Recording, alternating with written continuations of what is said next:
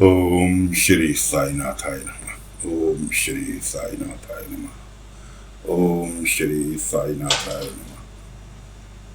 सभी साईं भक्तों को मेरा नमस्कार। साथियों, कथा प्रारंभ करते हैं।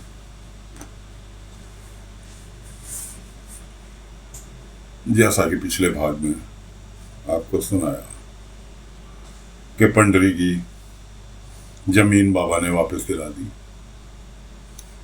अब पंडरी जो था जमीन के कागज लेकर सबसे पहले बाबा के पास द्वारकामाई पहुंचता है। द्वारकामाई में बाबा के चरणों में जमीन के कागज रखकर अपनी बाबा का शुक्रिया अदा करता है कि साईं सब कुछ आपकी कृपा से हुआ, आपकी मेहरबानी से हुआ, इसलिए मैं आपका शुक्रिया अदा करने आया। बाबा ने उसे उठा लिया। बाबा ने कहा, सबसे पहले ये खुशी अपने परिवार वालों के साथ जाके बांटो, उन्हें बताओ जो कि तुम्हारे सुख दुख में तुम्हारे साथ थे।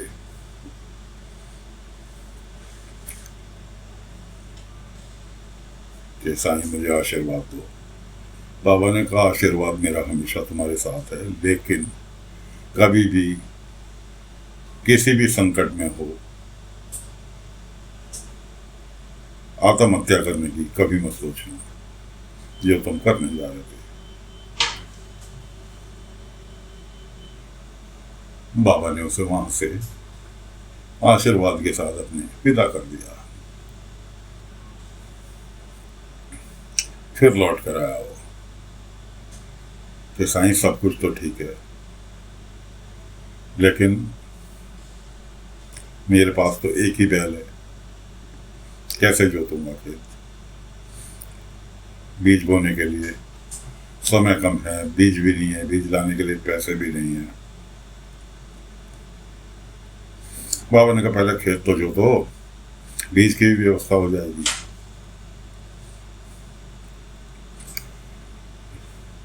बाबा का आदेश मानकर लो अपने घर पहुंचा। घर जाकर जिक्र किया, पत्नी कहने लगी, कोई बात नहीं, हम सब मिलकर तुम्हारा साथ देंगे। खुद उसने कहा, एक बैल की जगह मैं खुद लग जाऊंगा। इस तरह से खेत जोतने के लिए तैयार हो गए। इधर कुलकर्णी और रत्नाकर के पेट में दर्द हो रहा था, क्योंकि ये लोग बताकर आए थे क्या शर्फी सोने की साईं ने दी। अपने 10-12 आदमियों को लेकर कुलकर्णी रत्नाकर पहुंच गया द्वारकामाई। बाबा से पूछने लगे, शर्फी कहाँ है, कहाँ छुपा रखी है? खुदाई करो, सब चारों तरफ खंडर की यहीं कहीं छुपा रखी होंगी। इतने में बाईजामा आ जाती हैं। बाईजामा कहती, क्यों मेरे बेटे के पीछे पड़े हुए हो? जब देखो मुंह उठा के चले आते हो। बाबा ने उन्हें शांत किया। कुलकर्णी के आदमी, रत्नाकर के आदमी खुदाई करने के लिए तैयार थे द्वारकामाई के चारों ओर। उधर पंडरी खेत में खुद बैल की जगह जो हल जोत रहा था, उसकी पत्नी पीछे हल पकड़ के चल रही थी। गर्मी में परेशान होकर बाबा को याद कर रहे थे, साईं मदद करो, कैसे होगा? पत्नी बेहोश होते होते बची धूप में। उसकी आवाज बाबा के पास तक पहुंच गई। बाबा ने तुरंत कुलकर्णी के, रत्नाकर के आदमियों को कहा, ठहरो, सोने की अशरफी यहां नहीं है। कहाँ है? वो तो मैंने पंडरी के खेत में छुपा रखी है। बाबा फिर क्या था, सारे के सारे आदेश हुआ कुलकर्णी का, रत्नाकर का, कि चलो पंडरी के खेत में। बेचारा पंडरी मैं काम कर रहा था, उसको जाके आदेश दिया गया, जब तक हम अपना काम कर रहे हैं, सरकारी काम है ये, एक साइड बैठ जा, पत्नी बच्चों को लेके, अपने बैल को लेके। लेबर को आदेश दिया, खोद मारो पूरा खेत, कोई भी जगह बचनी नहीं चाहिए, ढूंढो कहाँ है सोने की अशरफी छुपी हुई है। देखते देखते पूरा का पूरा खेत खोद मारा उन्होंने उसका। जब कहीं अशरफी नहीं मिली, थक हार कर लेबर ने कहा सरकार कहीं नहीं है यहाँ अशरफी। तब दोनों के दोनों अपना सा मुंह लेकर अपने अपने घर की तरफ रवाना हो गए कि साईं ने हमारा बेवकूफ़ बना दिया। उधर जब पंडरी धूप में छाया में बैठ के आराम कर रहा था, ये लोग खुदाई कर रहे थे, पंडरी नींद से जागा तो देखता क्या, उसका पूरा का पूरा खेत जुट गया। पति पत्नी बच्चों ने सबने बाबा का शुक्रिया अदा किया, साईं ये सब कुछ आपकी मेहरबानी से हुआ, आपकी कृपा से हुआ। उधर जंगल में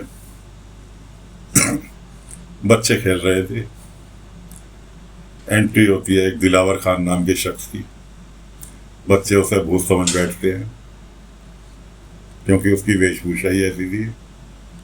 हाथ में मोरपंखी का लंबा सा पंखा, पीछे पीछे 3 शिष्य चल रहे हैं, एक के हाथ में जलता हुआ लोबान धुआं उड़ाते हुए चल रहा है। उसकी एंट्री होती है।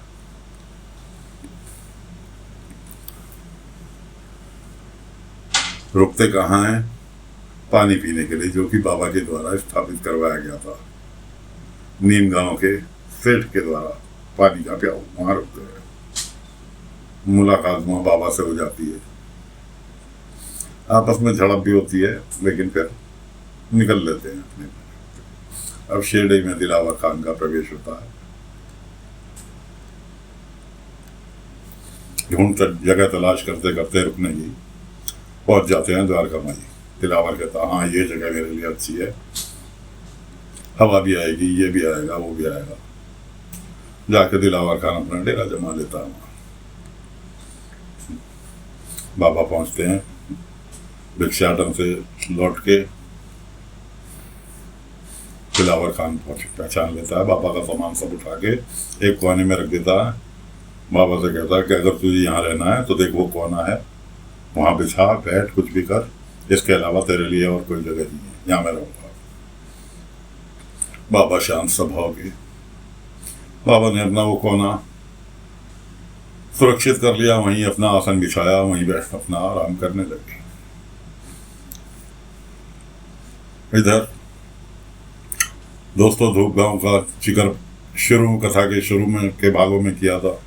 चांद पाटिल जिसकी घोड़ी बाबा ने ढूंढी थी जंगलों में,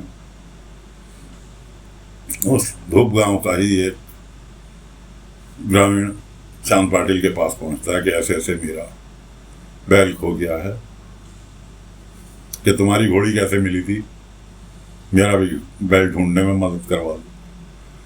चांद पाटिल कहने लगे कि भाई देख मेरी तो आंखों से दिखाई नहीं देता, और जिन बाबा ने मेरा घोड़ी ढूंढी थी वो आजकल शायद शिरडी में है, क्योंकि मेरे ही साथ बारात में शिरडी गए थे, उसके बाद वो वहां से मेरे साथ नहीं लौटे, वो वहीं रुक गए थे। वो ग्रामीण चांद पाटिल को शिरडी लेके आने के लिए तैयार हो गया कि चलो मैं चलता हूँ। चांद पाटिल शिरडी के लिए निकल लिए। शिरडी में एंट्री की, गांव वाले मौजूद थे, उनसे पूछा कि भाई ऐसे ऐसे सफेद पोशाक में यहाँ कोई रहता है, तो उन्होंने सीधे द्वारका माई का पता बता दिया।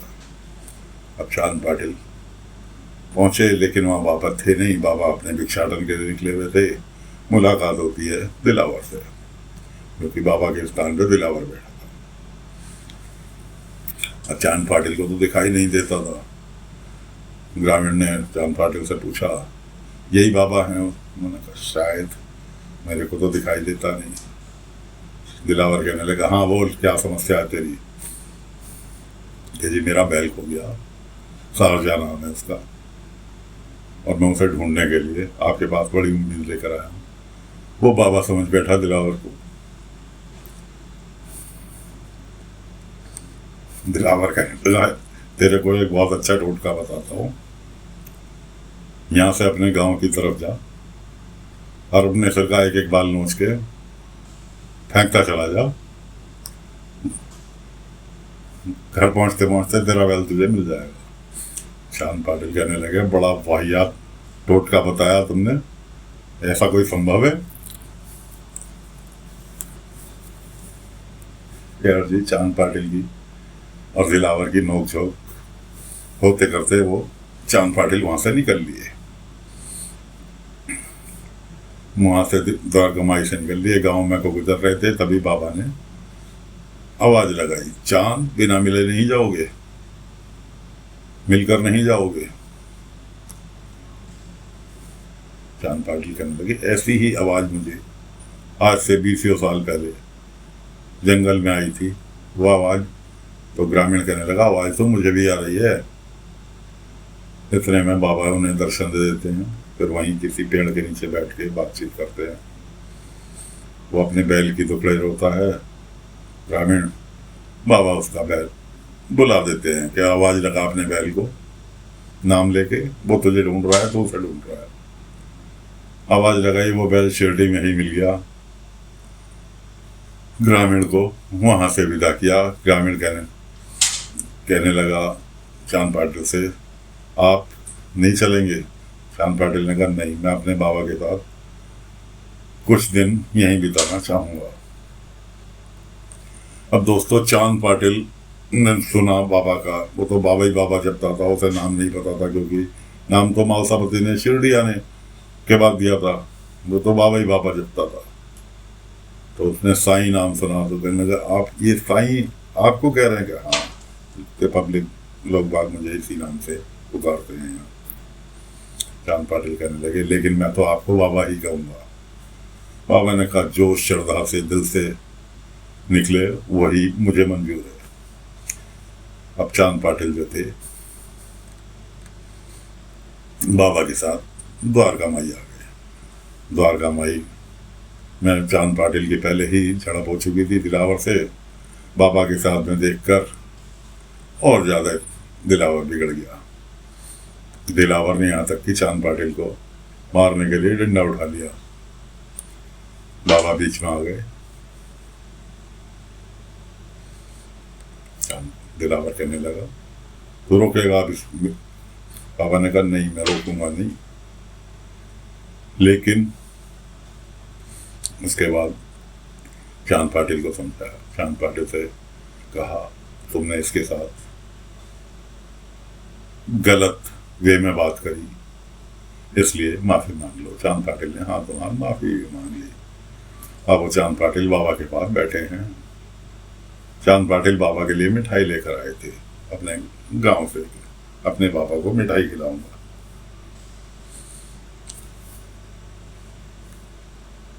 बाबा अपनी ध्यान मुद्रा में चले गए। चांद पाटिल बैठे हैं। अब चांद पाटिल ढूंढ रहे हैं कि किस बर्तन में, यहाँ देख वहां देख, चारों तरफ देखा, कोई बर्तन नहीं मिला।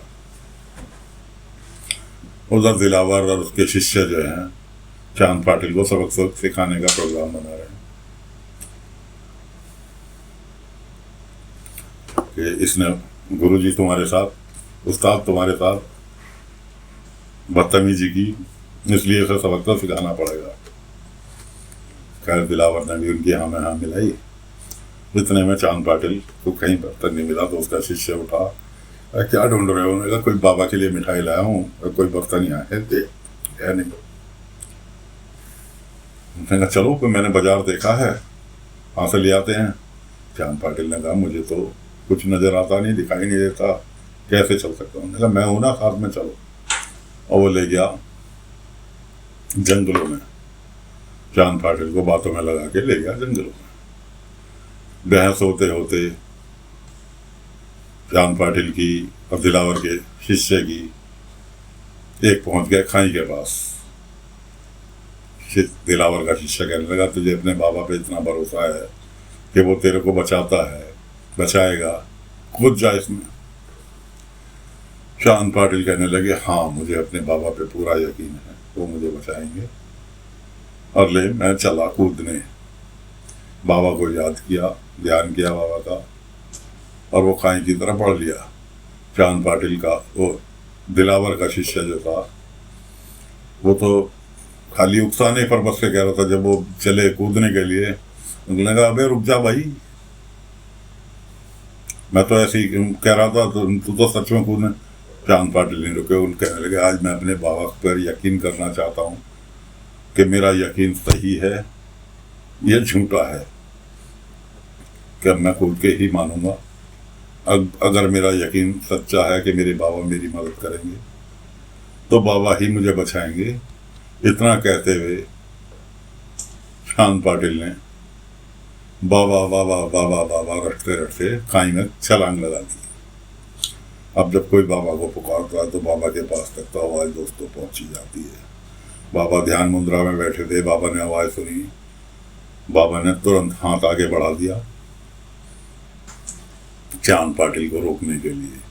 दिलावर बैठा बाबा की जगह, बाबा बैठे एक कोने में, बाबा ने हाथ फैलाया। दिलावर कह रहा है कर क्या रहा है तीर, कैसे ध्यान मुद्रा में हाथ फैला दिया इसने। खैर वहां से सुनते ही चांद पाटिल के खाई में कूदते ही दिलावर का शिष्य वहां से भाग खड़ा हुआ कि ये तो मेरी वजह से मर गया। उसने आते भागते भागते आया, हाँफते हाँफते दिलावर को संदेश दिया कि इसका चांद पाटिल मर गया, खाई में कूद गया। बाबा मुस्कुरा रहे हैं बैठे हुए। दिलावर खिल्ली उड़ाने का, हाँ अच्छा हुआ मर गया, बड़ा चला था बाबा इस फकीर पे यकीन करने के लिए। अब दोस्तों इतने वो बात ही कर रहे थे, इतने में चांद पाटिल प्रकट हो गए द्वारका माई के दरवाजे पे। दिलावर ने अपने शिष्य को सारी, तू तो कह रहा था कि ये मर गया, ये कहाँ से आया। चांद पाटिल आके कहने लगे मुझे मेरे बाबा ने बचाया। अब गुरु चेले दिलावर और उसका शिष्य आपस में नोकझोंक कर रहे हैं। इधर चांद पाटिल बाबा के पास आके बैठ गए, बाबा को प्रणाम किया चरणों में। यहाँ तक कि उसको खाई में गिरने के बाद जब बाबा ने उसे वापस निकाला तो उसकी नजर, आंखों की रोशनी ना के बराबर थी, उसकी आंखों की रोशनी भी बाबा ने उसे दे दी। अब वो पूर्ण तरह से चांद पाटिल देख सकते थे। चांद पाटिल कहने लगे कि साईं मैं आपके लिए बर्तन तलाशने गया था, लेकिन बर्तन नहीं मिला, ऐसे ऐसे ये वाक़या पेश आ गया, इस वजह से अब मिठाई मैं आपको अपने हाथ से खिलाऊंगा। तो दोस्तों बाबा को चांद पाटिल मिठाई खिला रहे हैं। समय की सीमा समाप्त हो चुकी है, इसलिए आज यही विदा लेंगे। आगे का किस्सा अगली श्रृंखला में पूरा करेंगे। तब तक के लिए ओम साई राम, ओम साई राम।